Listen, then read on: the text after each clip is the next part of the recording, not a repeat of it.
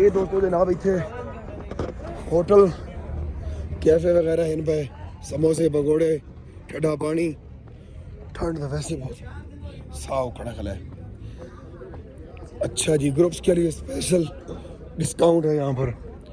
बाज़ार आप देखें भाई, होटल देखें सारे, पैसा लगाएं मज़ा लें यहाँ, सही है ना? ये बात पैसा लगाएंगे तब भी मज़ा आएगा। मुझे पानी ले ला है, पैसा लगाएंगे मज़ा लें। यहाँ पे हर चीज़ दस्तयाब है भाई, प्राइस वगैरह ये वो। सलाजीत भी यहाँ पर दस्तयाब है अंकल के पास। अंकल सलाजीत का डब्बी कितने का है? 600 रुपये। 600 रुपये की फुल आफ्ताबी।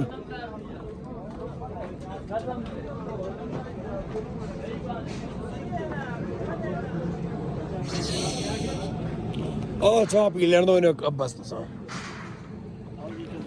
तंदूरी चाय उस्ताद कितने का कप है? आई ना कर खुदा खौफी कर, ताज़ा नील गांव चोई खिला तुए थे।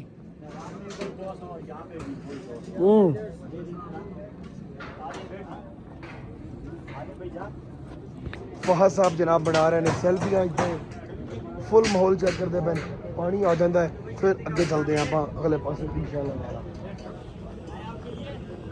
अगर मेरे साथ चले, हमारा हाकड़ा का सबसे मशहूर चाय। अगर मैं यहाँ पे 150 का दे रहा हूँ तो मैं यकीन माने ठीक दे रहा हूँ, आराम में 200। हाँ अच्छा दोस्तों गर्म तो नहीं आ ली चाह जनाब ये बना के देंगे 150 का कप ने। थानू हाकड़ा वाली चंगी है उस्ताद। इधर भैया पींदे पे हैं तंदूरी चाय की चीज मक्का वापस दे देवांगे। चलो ठीक है बनाओ साथ ए हुन फुल गर्म होवन गियां। ओ पुछा दा मुंह नु अग पांदा ने पठान किते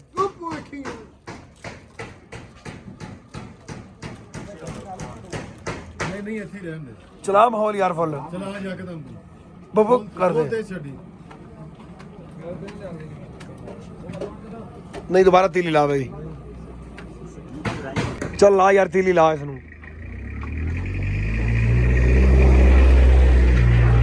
चाहे जनाब ये बनाते पे हुन तीली दी छिकदे दा फैन जे चल पई दा खोल भाई। वेखदे तुस चंगी बने दे ने घकड़ा वाले चंगे बने दे।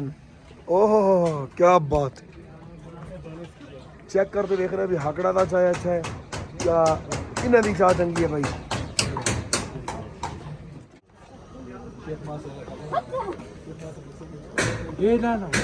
पता नहीं केड़ी सैन सलाई खला बनती तो पई हाले बनती तो फिर वेखदे हैं।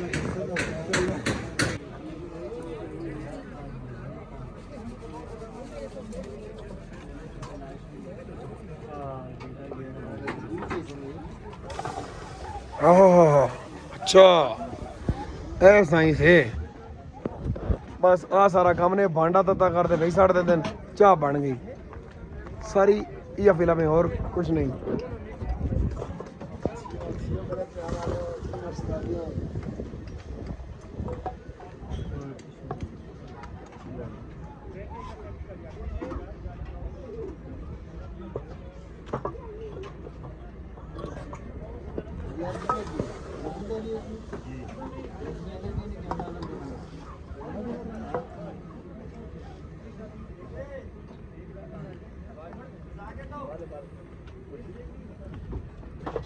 बहुत बढ़िया है।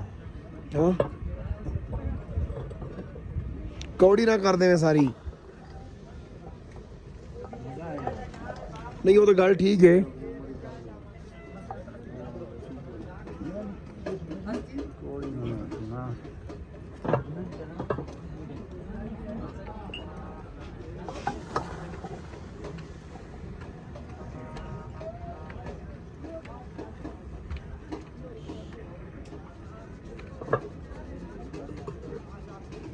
ये किनिया डोलियां लावेगा तो बनेगा एक कप, कच्चा ना रह जाए उस्ताद।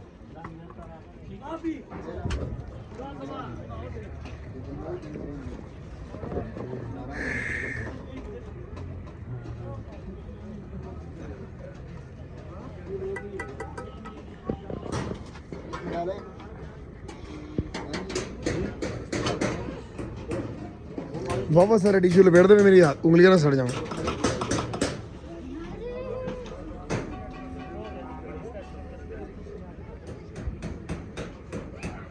पैसे अभी देने के वापस आ गए? अभी दे रहे हैं। अभी दे दूँ?